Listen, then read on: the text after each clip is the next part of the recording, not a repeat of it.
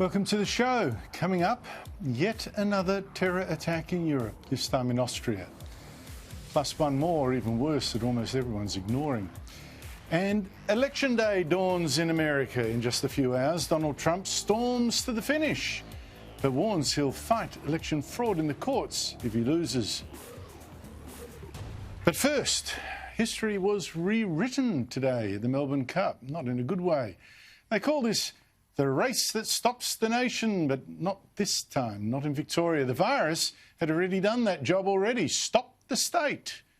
For the first time in 160 years, the Cup was held without a crowd, which infuriated veteran trainer Gabe Waterhouse.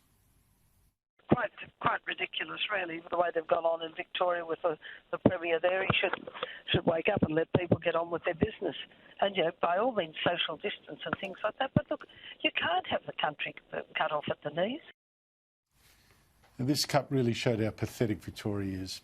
Do you know, at the same time that the Flemington grounds in Melbourne were empty, thousands of punters in New South Wales were at the Randwick course, safely enjoying themselves out in the open air. And it's not as if Victoria is more dangerous than New South Wales. Victoria has not had a single new infection in 4 days. New South Wales, they had one new infection today in a Lebanese restaurant. But the difference is that state trusts its contact tracing team to get on top of new infections. It's trusted that team for months to track the infected and let life go on for almost everyone else.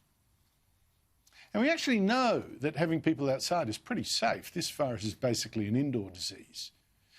In fact, 2 weeks ago, and Victoria still had several new infections a day, Chief Health Officer Brett Sutton said it was safe to let 1,200 people go to the Cox Plate. But the government then backflipped simply for political reasons. It actually said, for political reasons, we can't let people go to the races, and we're still banning more than 10 people from going to a funeral. Now, I won't go on about all that at length, but I just note that the reason this Melbourne Cup was already ruined today is because the Victorian government couldn't even run a chook raffle, let alone a horse race.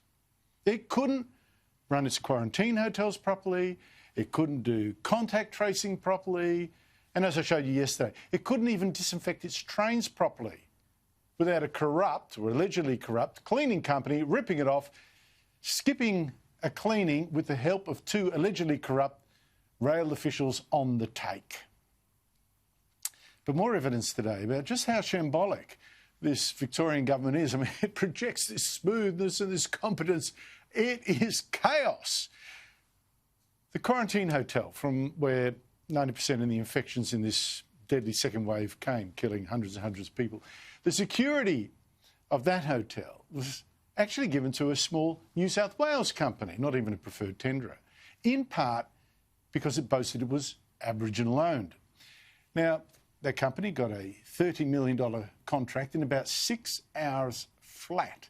And get this, that contract was not even properly signed by the public servant who said it authorised it, Simon Femister, head of the Jobs Department. In fact, here's an email from a worried public servant in that department. Charles Rankin said he didn't like the way this was all being handled after he'd been asked to put an electronic copy of Femister's signature on this contract. And the official said, look, all right, I've put Simon's signature on it, but this is the last one we should do like this. Either he needs to sign using PDF, which is pretty simple, he said, or we need someone to witness him telling us to put his signature on it. I'm not comfortable putting his signature on and then signing as a witness that he signed it in my presence without at least a verbal confirmation he wants to sign the contract. Can you believe this? Put it this way. If you signed a legal document for $3,000, let alone for $30 million, just signed a legal document, $3,000, for someone else's name, and then said you'd witnessed him signing it when you hadn't, how much trouble do you think you'd be in?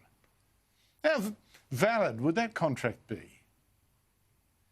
And don't forget, this was a deal with an unapproved tenderer that had Victoria's Purchasing Board warning, hey, wait, please be vigilant. When you are procuring an emergency supplier, it said, you need to ensure you undertake due diligence activities. Was any of that done in 6 hours? Now look, the Prime Minister did actually approve this contract with Unified Security. We're not talking about fraud here. But if this is the way that business is done by this Victorian government, if you can't even get that right, no wonder this government couldn't even trust itself to have a crowd at the Melbourne Cup.